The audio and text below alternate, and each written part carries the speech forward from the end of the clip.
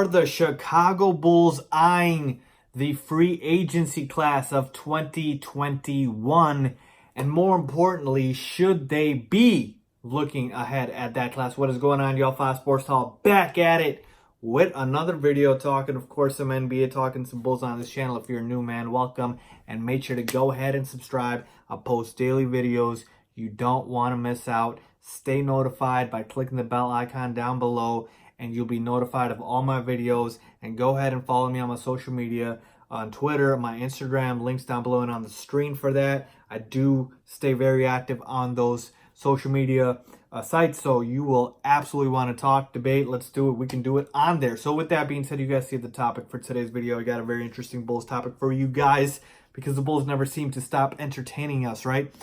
And it is about the possibility of the Bulls looking ahead to the free agency class of 2021. There were some comments made about that, and I have some thoughts about it. So with that being said, I don't want to wait any longer. Let's get started. So where is this coming from? You know, you're probably thinking, Fies, where are you pulling this from? Well, I'm glad you asked, so I'm about to tell you. Essentially, John Paxson did another interview. I believe it was on 670 The Score, a local station in Chicago, talking about, the latest rumors and updates from Summer League. And more importantly, the Russell Westbrook sort of, trade rumors out there. And now we know that Russell Westbrook is headed to Houston. And I did make a video on that, so go ahead and check out my reaction and analysis to that move of Russell Westbrook. But basically, he had shut down the rumor of the Bulls trading for Russell Westbrook. Duh. I told you guys about that. It didn't make any sense for the Bulls. He does not fit our timeline. He's not the right superstar, star player, whatever you want to call him, that we would like on our team at this point. So I knew that. I told you guys it wasn't going to happen. So he confirmed it.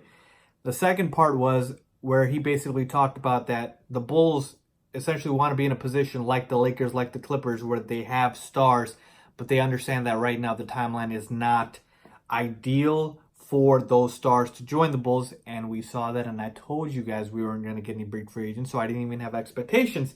And then finally he said, but we hope in a couple of years we're going to be in that position if our young guys develop, and I'm paraphrasing here, how we want them to.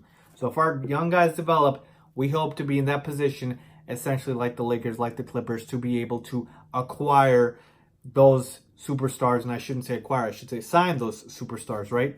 So that is basically what John Paxson said, which is another way of saying, listen, all right, right now we've got a bunch of young guys. Trading for a superstar doesn't really make sense for us because we're trying to build a team. One of these young guys pops, or multiple guys, pop, and we're going to be a destination, okay? Like the Clippers, and we can hopefully lure somebody. Now, that is essentially where this is coming from. Now, let's talk about the 2021 free agency class. Now, again, this is the thing, man. Sometimes I wish we lived in the moment because, we just got done with one of the craziest off seasons I can ever remember as an NBA fan. And you had like 6 of the top 15 players change teams. KD, Kyrie, Russ, AD, just on and on. Of course, PG, Kawhi. And sometimes I just feel like we always look too forward to the future, never enjoy the moment. But I digress. Let me just move on here again to the 2021 free agency class, and mainly because the Bulls obviously were not players in this free agency class. So who is in the 2021 free agency class? Well, it is pretty good.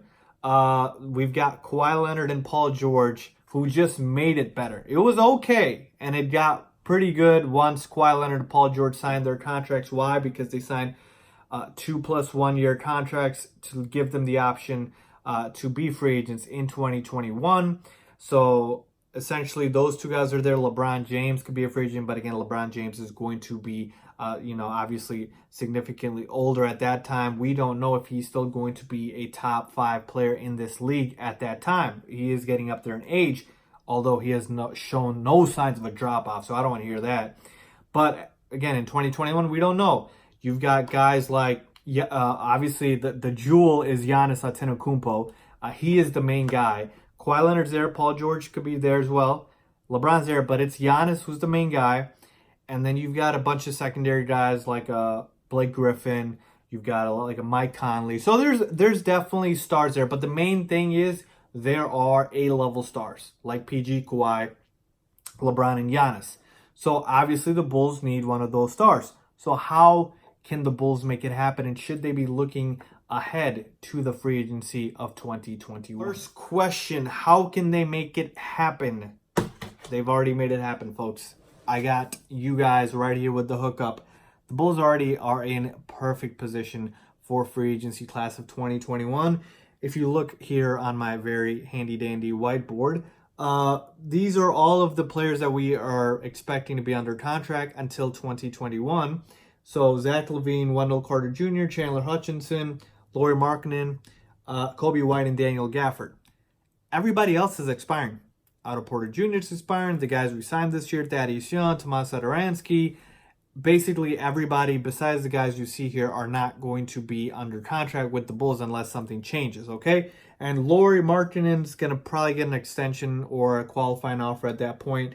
Chandler Hutchinson, it's a team option. Maybe we keep him, maybe we don't. Same with Wendell Carter Jr., but I'm assuming we're going to keep him. So, and then Kobe White and Daniel Gafford as well. But right here, I do want to point out that this is a rookie deal. This is a rookie deal. This is going to be an extension. These two are rookie deals as well.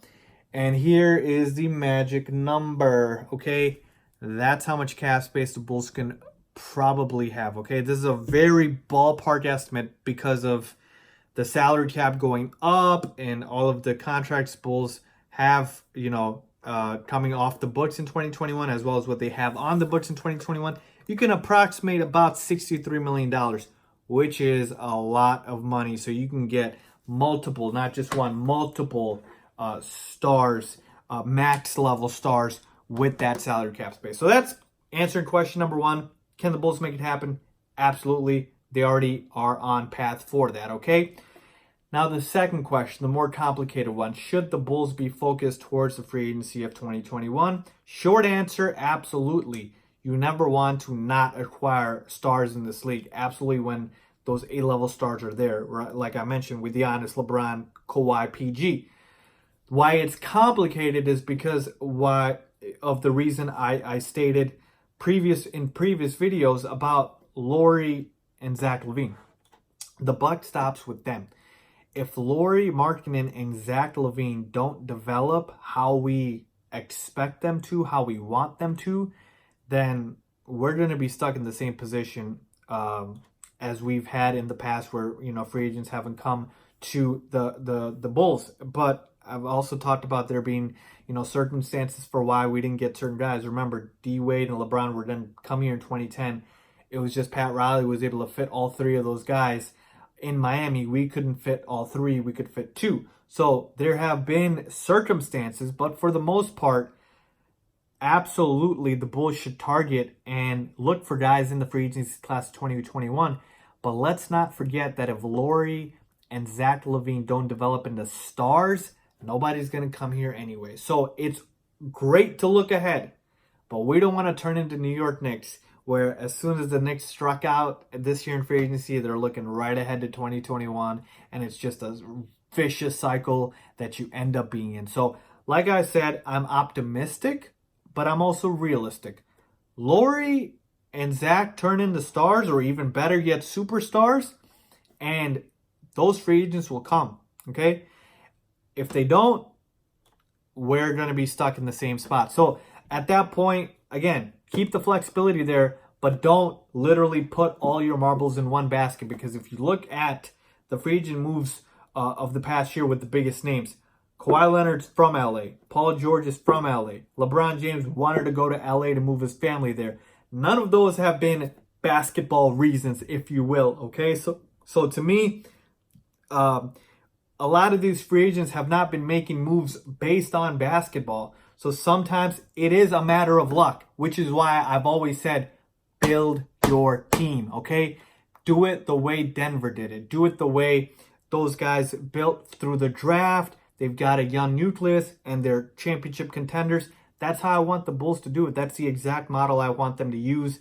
I would love to have stars. If they come here, great. But I want to build the model that way so we don't turn into New York Knicks and we don't expect or hope for, free agents just to pray and come to us, every single time there's a big free agent class. Because if you strike out in 2021, we're back at it with 2023, 4, 5, 6, or whatever the next free agency class is. So point being is, I got no issues with the Bulls looking ahead to 2021. Just don't put all your marbles in that basket. Let's develop these guys. Let's focus on these upcoming seasons, because we can have our own, championship team if these guys develop properly. Zach LaVine and Lauri Markkanen, okay? I'm not trying to wait around and just depend completely on free agents if our own guys develop how they should. So let me know what you guys think about this. Do you guys think that the Bulls should absolutely just be focused on free agency of 2021 and not worrying about developing our guys? Or would you rather have us take the Denver model really and develop our roster, how we've done it through the draft? I like it the organic way, folks, because like I said, free agency with these stars, it's hit and miss, and there's a lot of external factors into play more than just basketball. And I just told you a few examples of that taking place. So let me know if you guys agree or disagree. Leave a comment down below. Make sure to subscribe if you like this video. Please give it a thumbs up. And as always, thanks for watching.